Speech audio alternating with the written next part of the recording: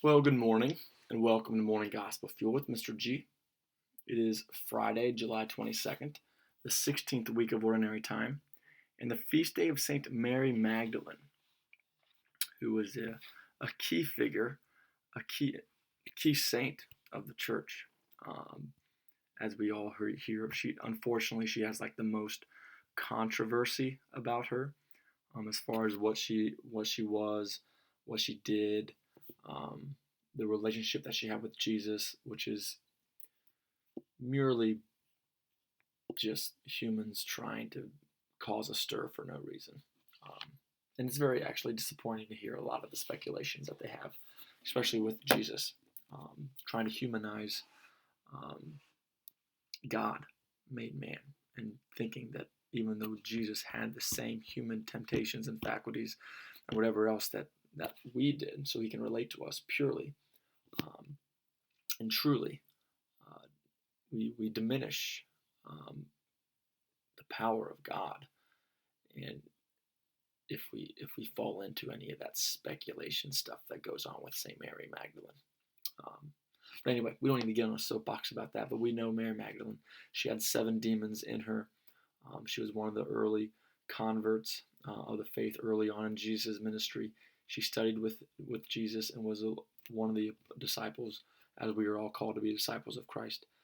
But she had this profound conversion as Jesus drove out 7 demons from her, which just shows the spiritual warfare and the spiritual battle that every single one of us experiences every day in and day out.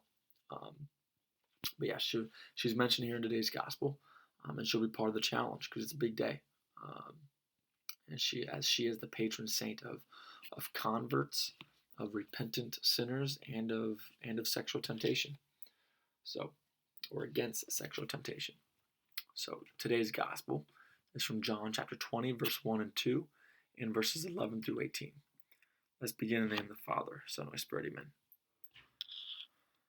On the first day of the week, Mary of Magdala came to the tomb early in the morning while it was still dark, and saw the stone removed from the tomb.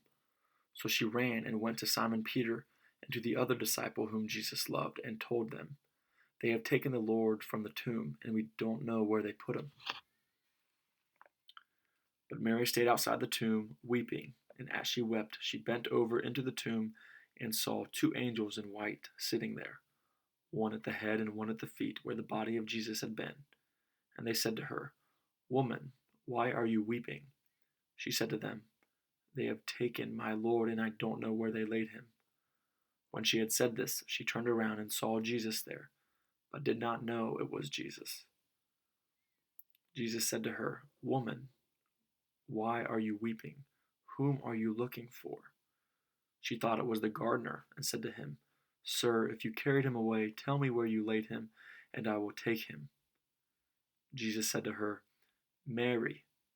She turned and said to him in Hebrew, "Rabboni," which means teacher. Jesus said to her, "Stop holding on to me, for I have not yet ascended to the Father, but go to my brothers and tell them, I am going to my Father and your Father, to my God and your God." Mary of Magdala went and announced to the disciples, "I have seen the Lord," and what he told her.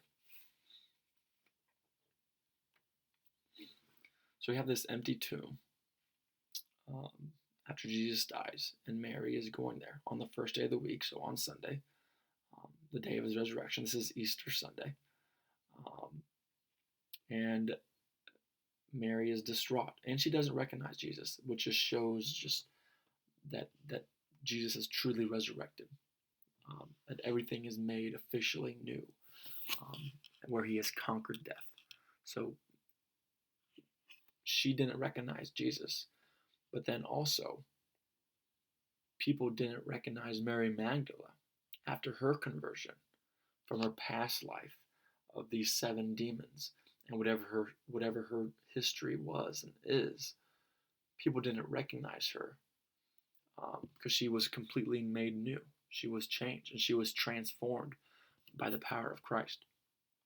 Um, and that is exactly what the Lord wants to happen to all of us, no matter how difficult it might be.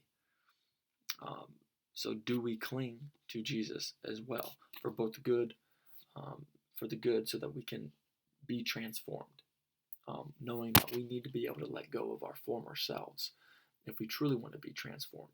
Because how easy is it that to like experience growth and experience change for the better, but then whenever we get back to like hanging out with previous crowds, or maybe like a crowd we used to hang out with whenever we were in high school or college, and how easy is it for us to refer back to that type of lifestyle, and fall into those temptations that we used to, that we don't anymore, but then we kind of, in our human weakness, fall back into those. I know I can experience that as well. But it's also very telling, before I go to the challenge, that Mary, out of everybody, Mary and Magdalene was the first one to see the resurrected Jesus, which just shows that Jesus is inviting all of us to convert ourselves to him and his goodness, and know that change can and will happen if we stay persistent and cling to Jesus, like Mary and Magdala did. Because you can see the deep love and admiration that she has with Jesus by her weeping at the tomb. So do we have that same type of love? And do we have that powerful sense of conversion? And do we permit ourselves to experience that type of conversion amongst the crowd of which we hang around with day in and day out?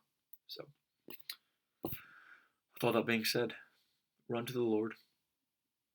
Allow him to convert your heart, and just continue to grow step by step, inch by inch, closer to him, so that we too can see Christ and recognize him and his resurrected body someday in heaven, whenever we are gone from this temporary world.